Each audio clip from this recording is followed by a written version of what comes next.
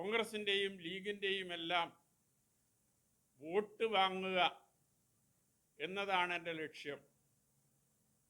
ആ വോട്ട് വാങ്ങുന്നതിൽ എന്താ തെറ്റ്? ജില്ലാ സെക്രട്ടറി പറഞ്ഞത് നിരവധി രക്തസാക്ഷികൾ, അവരെ ആ നിലയിലാക്കിയത് കോൺഗ്രസ് ആണ്, ചിലയിടത്ത് ലീഗാണ്, ചിലയിടത്ത് RSS ആണ് എന്നൊക്കെയാണ്. അവരുമായി ഒരു ബന്ധവും പാടില്ല എന്ന നിലപാടാണോ CPM-നുള്ളത്?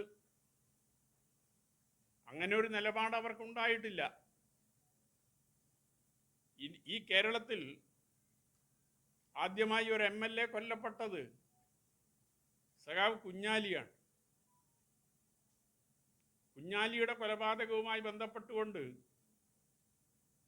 അതിന് ഉത്തരവാദികളെന്ന് CPM ആരോപിച്ച പാർട്ടിയുമായി പിന്നീട് സഖ്യമുണ്ടാക്കി തെരഞ്ഞെടുപ്പിൽ മത്സരിക്കുകയും അവരുടെ വോട്ട് വാങ്ങി വിജയിക്കുകയും മന്ത്രിസഭ രൂപീകരിക്കുകയും ചെയ്ത ചരിത്രമുള്ള നാടാണ് ഈ കേരളം. എങ്ങനെ അവർക്ക് ഞാൻ കോൺഗ്രസിൻ്റെ വോട്ട് വാങ്ങുന്നത് ഈ നിലയിൽ പ്രചരിപ്പിക്കാൻ സാധിക്കുന്നത്? അങ്ങനെയാണെങ്കിൽ അവർ വാങ്ങാൻ പാടില്ലല്ലോ.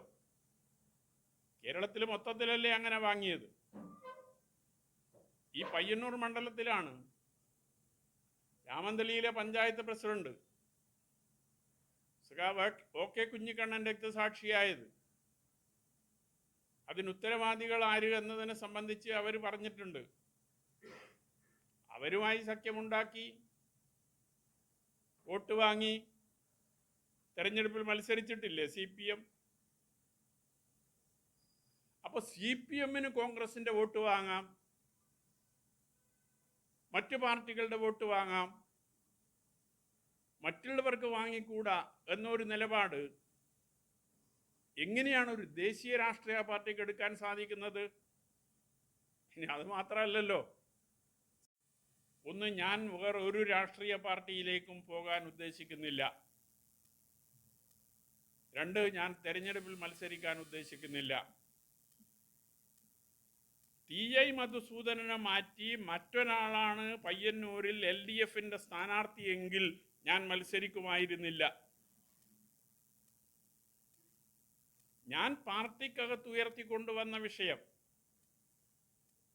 അത് TI മധുസൂദനുമായി ബന്ധപ്പെട്ട വിഷയമാണ്, ഉൾപ്പെടെയുള്ള ആളുകൾ. അയാളെ തന്നെ വീണ്ടും മത്സരിപ്പിക്കാൻ CPM നേതൃത്വം തീരുമാനത്തിനെതിരെയുള്ള പ്രതിഷേധമെന്ന നിലയിലാണ് എൻ്റെ സ്ഥാനാർത്ഥിത്വം. അത് ഞാൻ പിന്നീട് മാധ്യമങ്ങളോട് പറഞ്ഞിട്ടുണ്ട്. ഞാൻ ഉന്നയിച്ച വിഷയങ്ങൾ ഒരു പുസ്തകമായി അച്ചടിച്ച് ജനങ്ങളുടെ കയ്യിലെത്തിച്ചിട്ടുണ്ട്. അതിലേതെങ്കിലും വിഷയത്തിന് മറുപടി പറയാൻ മത്സരിക്കുന്ന സ്ഥാനാർത്ഥിയോ അയാളെ നിർത്തിയ CPM നേതൃത്വമോ ഇന്നേവരെ സന്നദ്ധമായിട്ടുണ്ടോ? സന്നദ്ധമായിട്ടില്ല എന്ന് മാത്രമല്ല, മറ്റ് തെറ്റായ പ്രചാരവേലകൾ ഉയർത്തിക്കൊണ്ടുവന്ന് ജനങ്ങളെ എനിക്കെതിരായി തിരിച്ചുവിടാൻ സാധിക്കുമോ എന്ന ആലോചനയാണ് നടത്തിക്കൊണ്ടിരിക്കുന്നത്. സ്ഥാനാർത്ഥിയെ പിന്തുണക്കാൻ ചിലർ തയ്യാറാവുകയും ചെയ്യുക എന്നതും തമ്മിൽ വ്യത്യാസമുണ്ട്. രാജീവൻ നേരത്തെ പറഞ്ഞത് UDF-ൻ്റെ സ്ഥാനാർത്ഥി എന്നാ. അല്ല, എൻ്റെ കയ്യിൽ ക്ലിപ്പിംഗ് ഉണ്ട്. UDF-ൻ്റെ സ്ഥാനാർത്ഥി V കുഞ്ഞികൃഷ്ണൻ എന്നതാണ് രാജീവൻ ഉപയോഗിച്ച പദം. നോമിനേഷൻ കൊടുത്തതിന് ശേഷമാണ് എന്ന് പറഞ്ഞു. നോമിനേഷൻ കൊടുത്തതിന് ശേഷം എന്ത് പ്രത്യേകതയാണ് ഉണ്ടായിട്ടുള്ളത്? നോമിനേഷനിൽ ഞാൻ ഏതെങ്കിലും പാർട്ടിയുടെ മുന്നണിയുടെ പിന്തുണയുള്ള സ്ഥാനാർത്ഥിയാണ് എന്ന് പറഞ്ഞിട്ടുണ്ടോ? നോമിനേഷൻ പേപ്പറിൽ അങ്ങനെ ഒരു കോളും ഇല്ല. നോമിനേഷൻ ഏതെങ്കിലും രാഷ്ട്രീയ പാർട്ടിയുടെ പ്രതിനിധി അല്ലെങ്കിൽ സ്വതന്ത്രൻ ഇത് മാത്രമേ ഉള്ളൂ. ആ സ്വതന്ത്രനെ ആരെല്ലാം പിന്തുണക്കുന്നു എന്നതൊന്നും നാമനിർദ്ദേശ പത്രികയിൽ എവിടെയും ചോദ്യങ്ങളില്ല. പിന്നെ എങ്ങനെയാ നോമിനേഷൻ കൊടുത്തതിന് ശേഷം UDFന്റെ സ്വതന്ത്രനായി രാജീവനെ പോലുള്ള ആൾക്ക് ബോധ്യപ്പെടുന്നത് എങ്ങനെയാ? അതുകൊണ്ട്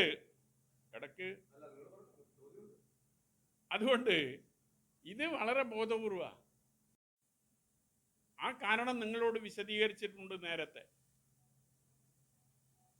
അഴിമതിക്കെതിരായി കമ്മ്യൂണിസ്റ്റ് പാർട്ടിക്കകത്ത് ഒരു തരത്തിലും നടക്കാൻ പാടില്ലാത്ത അഴിമതി, മാഫിയാവൽക്കരണം ഇത് നടക്കുമ്പോൾ അത് ചോദ്യം ചെയ്ത്, പാർട്ടിക്കകത്ത് അത് ചോദ്യം ചെയ്ത് പാർട്ടി നേതാക്കന്മാരുടെ ശ്രദ്ധയിൽപ്പെടുത്തി പരിഹാരം കാണുന്നതിന് വേണ്ടിയുള്ള പരിശ്രമം കഴിഞ്ഞ 4.5 വർഷമായി ഞാൻ നടത്തിക്കൊണ്ടിരുന്നതാണ്. ആ 4.5 വർഷത്തിനിടയിൽ പരിഹാരം കാണാൻ ശ്രമിച്ചില്ല എന്ന് മാത്രമല്ല, കുറ്റക്കാരെ സംരക്ഷിക്കുന്ന നിലപാടാണ് പാർട്ടി നേതൃത്വം സ്വീകരിച്ചത്. കളങ്കിതനായ ഒരു വ്യക്തി പയ്യന്നൂർ മണ്ഡലത്തിൽ നിന്ന് വീണ്ടും തിരഞ്ഞെടുക്കപ്പെടേണ്ടതുണ്ടോ എന്നതാണ് പയ്യന്നൂരിലെ വോട്ടർമാരോട് ഞാൻ ഉന്നയിക്കുന്ന, വോട്ടർമാരുടെ മുമ്പിൽ ഉന്നയിക്കുന്ന ഏറ്റവും പ്രധാനപ്പെട്ട ചോദ്യം. അതിൽ 3 MP ജയിച്ചത് കോൺഗ്രസിൻ്റെ വോട്ട് വാങ്ങിക്കൊണ്ടാണ്. 2 MP തമിഴ്നാട്ടിൽ നിന്നും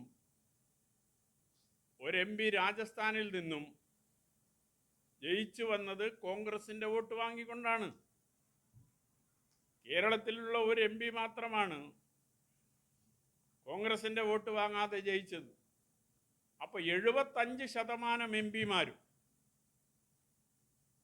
കോൺഗ്രസിൻ്റെ വോട്ട് വാങ്ങിയിട്ടാണ് ഇപ്പോൾ പാർലമെൻറ്റിൽ പ്രവർത്തിച്ചുകൊണ്ടിരിക്കുന്നത് എന്നത് യാഥാർത്ഥ്യമല്ലേ? അങ്ങനെ വരുമ്പോൾ എന്തടിസ്ഥാനത്തിലാണ് ഒരു സ്വതന്ത്ര സ്ഥാനാർത്ഥിയായി മത്സരിക്കുന്ന എനിക്കെതിരെ ഈ UDF രാഷ്ട്രീയവും കോൺഗ്രസ് രാഷ്ട്രീയവും ഉപയോഗിച്ച് ജനങ്ങളെ തെറ്റിദ്ധരിപ്പിക്കാനുള്ള ശ്രമങ്ങൾ നടത്തുന്നത് എന്നത് പരിശോധിക്കാൻ ഈ മണ്ഡലത്തിലെ വോട്ടർമാർ സന്നദ്ധമാകും എന്ന് തന്നെയാണ് ഞാൻ പ്രതീക്ഷിക്കുന്നത്. അവിടെയാണ് ചോദ്യം. ഞാൻ പാർട്ടിയിലുണ്ടാകുമ്പോൾ ഇത്തരം സംഭവങ്ങൾ നടന്നിട്ടുണ്ട് എങ്കിൽ അതിന് V. കുഞ്ഞികൃഷ്ണനാണോ ഉത്തരവാദി എന്ന് രാജീവിന് അഭിപ്രായമുണ്ടോ? ഒരു പ്രസ്ഥാനത്തിൻ്റെ ഭാഗമാണ്. ആ പ്രസ്ഥാനം ആലോചനയും തീരുമാനങ്ങളും എല്ലാം എടുക്കുന്നതിൻ്റെ നേതൃത്വമാണ്. അതിൻ്റെ എല്ലാ കമ്മിറ്റി മെമ്പർമാർക്കുമോ താഴെയുള്ള എല്ലാ അണികൾക്കോ അതിൽ ചിലപ്പോൾ ഒരു പങ്കാളിത്തം ഉണ്ടാവില്ല. അതുകൊണ്ട് ഞാൻ പോയതും ഞാൻ വന്നതും തമ്മിൽ ഒരു ബന്ധവുമില്ല. അതൊരു പ്രസ്ഥാനത്തിൻ്റെ നിലപാടിൻ്റെ ഭാഗമാണ്. അന്നുണ്ടായിട്ടുണ്ടെങ്കിൽ അതും ആ പ്രസ്ഥാനത്തിൻ്റെ ഭാഗമാണ്. ഇന്ന് ഉണ്ടായിക്കൊണ്ടിരിക്കുന്നതും ആ പ്രസ്ഥാനത്തിൻ്റെ ഭാഗമാണ് എന്നത് കുറിച്ച് ഇതുവരെ ഒരാളെയും കണ്ടെത്താൻ പോലീസ് സന്നദ്ധമായിട്ടില്ല.